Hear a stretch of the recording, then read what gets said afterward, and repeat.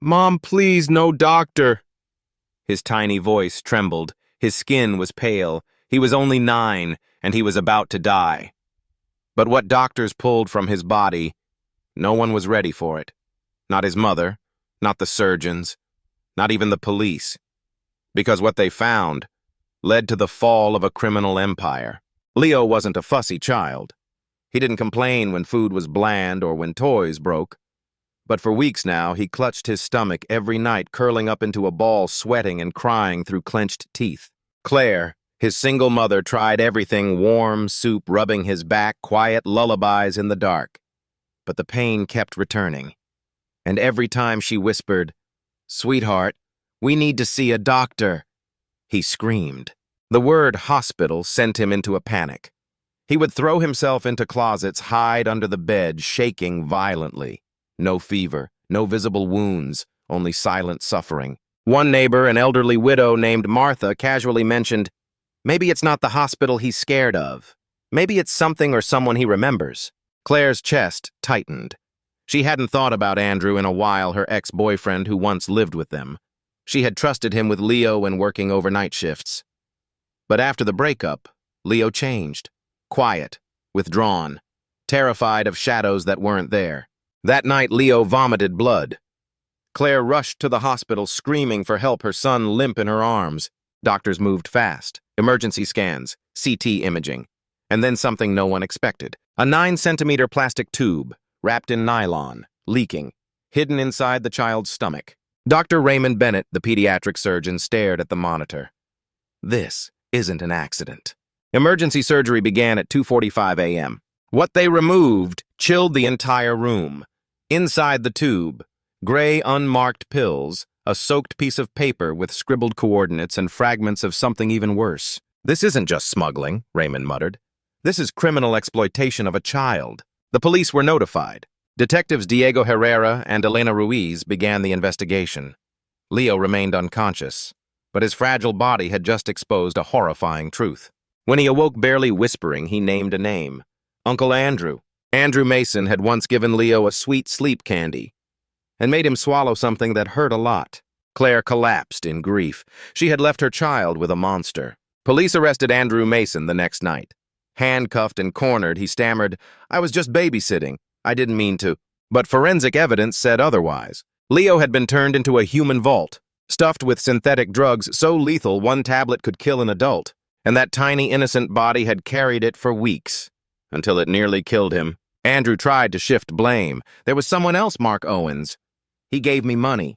But detectives weren't fooled. A warrant was issued, and inside the filthy back room of a bar called the Devil's Corner, police uncovered dozens of identical tubes. One had a note inside. It read, "Tuesday, ground floor, gray wardrobe, 10:45, same handwriting as Andrew's. Same time Leo's body began breaking down. Meanwhile, Leo fought for life again, this time from sepsis. He coded. Heart flatlined. The room plunged into chaos. 3 shocks, epinephrine, and a miracle. His heart came back. He blinked and whispered, "I made it." The case exploded in the media. An 8-year-old child used as a mule to traffic drugs. Doctors, nurses, detectives. A nation watching. Raymond testified in court, "If we hadn't operated when we did, he'd be dead. What we found inside him, no child could survive." Andrew was sentenced to 20 years without parole, but it didn't end there. Mark Owens was arrested trying to flee the country. Another man, Raul Mendez, the middleman, confessed to storing the tubes. In total, 3 men were arrested. But Leo became something greater. A survivor, a living miracle. He received a badge of bravery from the city. The International Child Protection Organization stepped in, gave Claire and Leo legal aid, housing therapy, and hope. One day Leo whispered, "I want to be a doctor, like Dr. Raymond." And in that moment, the story shifted, from pain to purpose. At a press conference, Detective Herrera said, "This boy didn't just survive, he helped us take down a network." Claire now speaks at survivor conferences. She tells mothers, "You're not weak for missing the signs. You're strong for fighting back." Leo, once too terrified to visit a hospital, now dreams of building one. And when Raymond left for a new assignment, Leo gave him a drawing, a white coat, a heart, and the words, "Thank you for saving me." Christmas morning, Claire found a handmade notebook from Leo. On the first page, Every day you are my miracle. And at the end of the story, there are no villains in sight. Only a boy planting sunflowers, and a mother watching him bloom again in the light. Spring rolled gently over Los Angeles. The city felt warmer, not just from the sun, but from the quiet peace blooming in Claire and Leo's new home.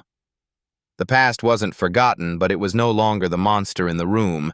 It was simply behind them. Leo had started painting more. Not just sunny skies and trees, though there were plenty of those. He painted people too. Nurses, doctors, the detective in a suit. His mom always smiling, holding his hand. He even painted the tube, the one pulled from his stomach. But in the drawing, it was broken, shattered, with little vines growing from it wrapping gently around the words, "I am free now." Raymond visited one Sunday afternoon back from Miami for a brief medical conference. Claire made tea. Leo handed him a sketchbook. "This one is for you. You can hang it in the children's hospital you're building." Raymond opened the first page. There was a picture of Leo as a doctor holding a teddy bear and wearing a lab coat with a stitched badge, Dr. Leo James. Raymond smiled but said nothing. Sometimes silence carried the heaviest emotions. That night, Claire stood on the balcony. The city lights blinked like distant stars. She turned to Pedro and whispered, "I used to be scared of the night.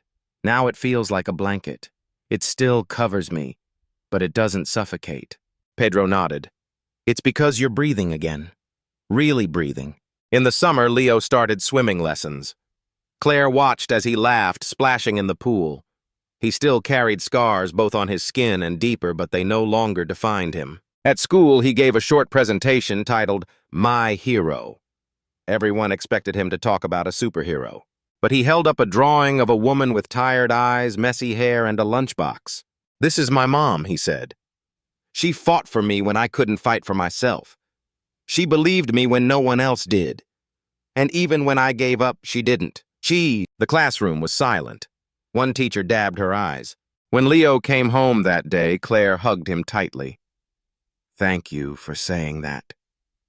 Leo replied softly, "Thank you for never walking away." Later that year, a letter came from the mayor's office. Leo had been nominated for a Child Courage Award. At the ceremony, he wore a small suit shoes slightly too big.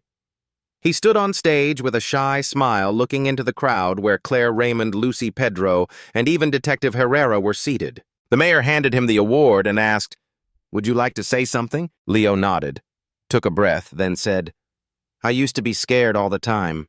I thought if I told anyone what happened, bad things would happen again. But when I finally spoke up, everything changed. So if you're scared, just know you're not alone. Someone will listen. Someone will help. You just have to speak."